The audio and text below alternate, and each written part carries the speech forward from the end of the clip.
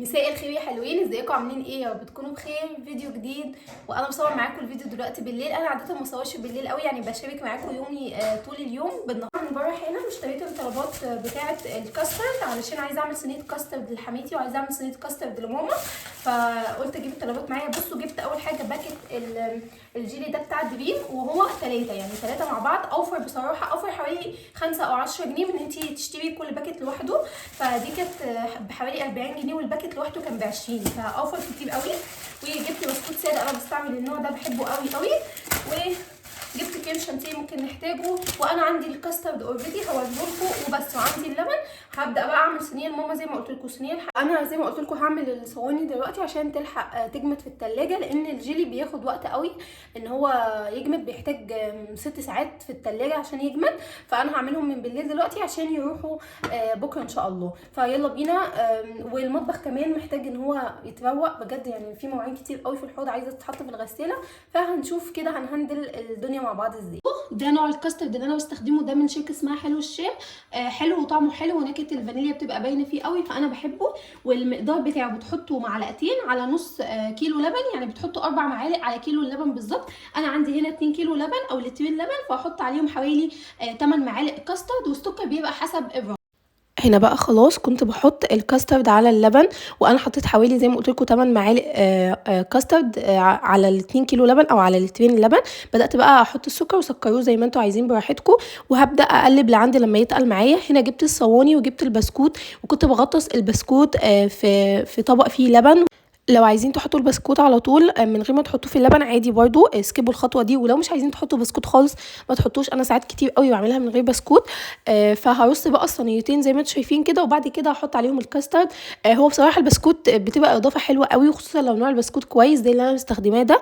بس لو انتوا مش عايزينها، او بيدي كمان سكاره شويه كده للكاسترد والجيلي، لان الكاسترد والجيلي ما بيبقوش مسكرين قوي، فده بيدي سكاره. لو عايزين ما تحطوش عادي. هنا بقى كنت بوريكم الكاسترد، كنت سايباه على النار عبال ما ارص البسكوت في الصينيتين، وبدات بقى اقلب فيه لعند لما هيتقل معايا خالص.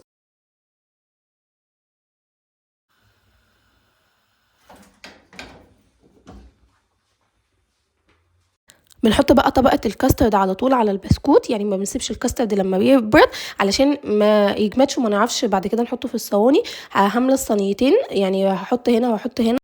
بعد كده بقى هسيب الكاسترد يا جماعه لما يهدى، يعني مش يبرد قوي، ولكن لما يهدى في الصواني ويتماسك ويعمل زي قشره كده خارجيه عليه، علشان لما احط الجيلي عليه الاتنين ما يختلطوش ببعض، او الطبقتين يختلطوا ببعض ويدوني شكل مش حلو. فانا بسيب الكاسترد يهدى خالص على مهله، ويعمل القشره اللي انا بقول لكم عليها دي، اللي هي بتبقى على سطح الكاسترد علشان تبقى تشيل الجيلي. يعني القشره دي او الطبقه دي هي اللي بتشيل الجيلي معايا.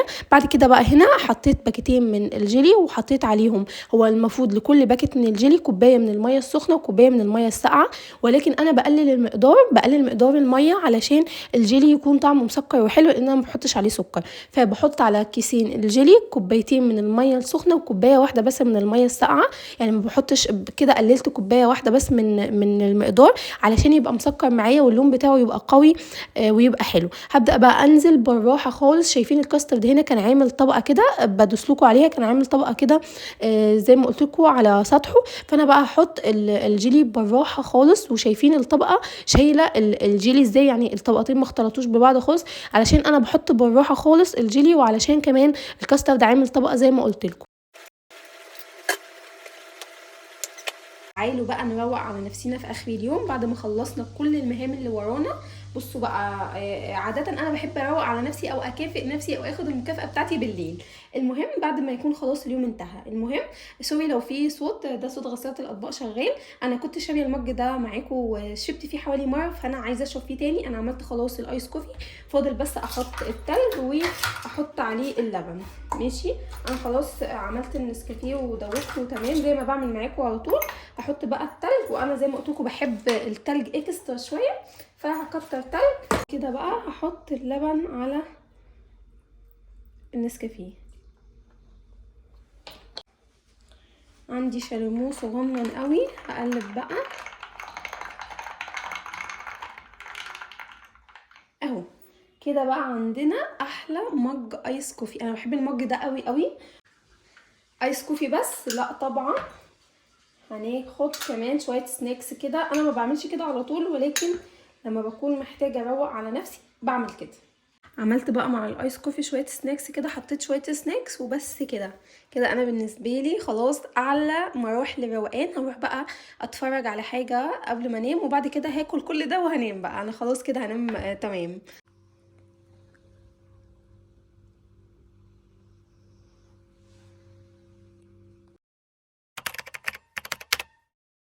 ايه الخير يا ولاد، وانا بصور لكم حاليا من بيت ماما.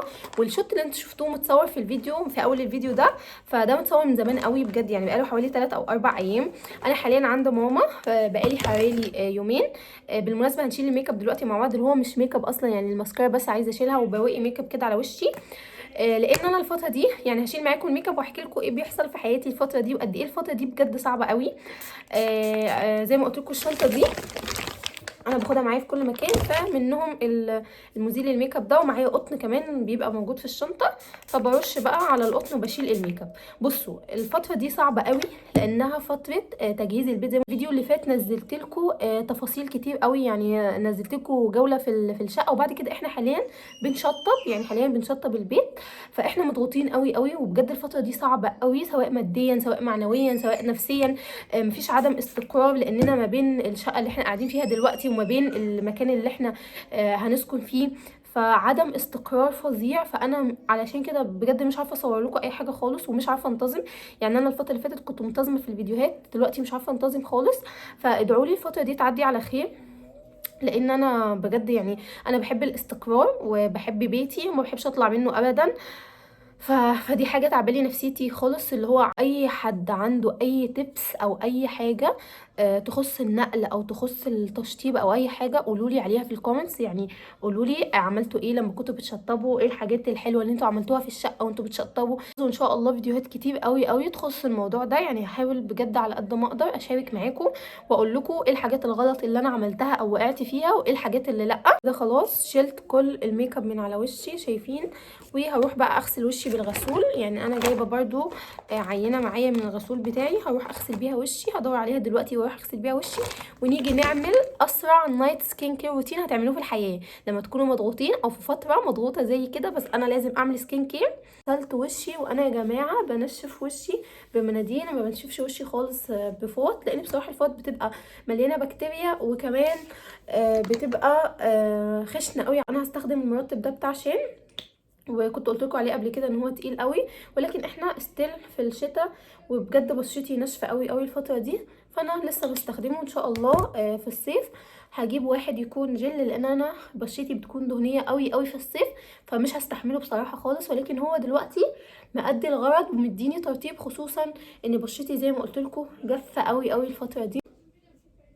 شايفين بيرطب بصي حلو قوي، بيدي جلو حلو قوي للبشره. هستخدم برضو الكريم ده بتاع ايفا، ده اللي هو بتاع العين. انا ما بغيرش يعني حاجات كتير قوي في السكين كير روتين بتاعي، ما بحبش اغير كل شويه، يعني بثبت بشتري حاجات اخلصها وبعد كده اشتري تاني. المهم زي ما قلت لكم انا بحط كريم العين هنا كمان، لان الحته دي دايما عندي مقشره، فبحب ارطبها. والكريم اللي بنرطب بيه تحت العين بينفع كمان نحطه هنا. بس انا يعني بكتفي الايام دي بخطوه الترطيب بصراحه، مش عارفه اعمل اي حاجه، الوقت بجد ضيق قوي قوي، وبنروح مشاوير كتير قوي علشان بقى نختار كل حاجه، وعشان انا بختار كل حاجه بنفسي. وهحط ليب جلوس بقى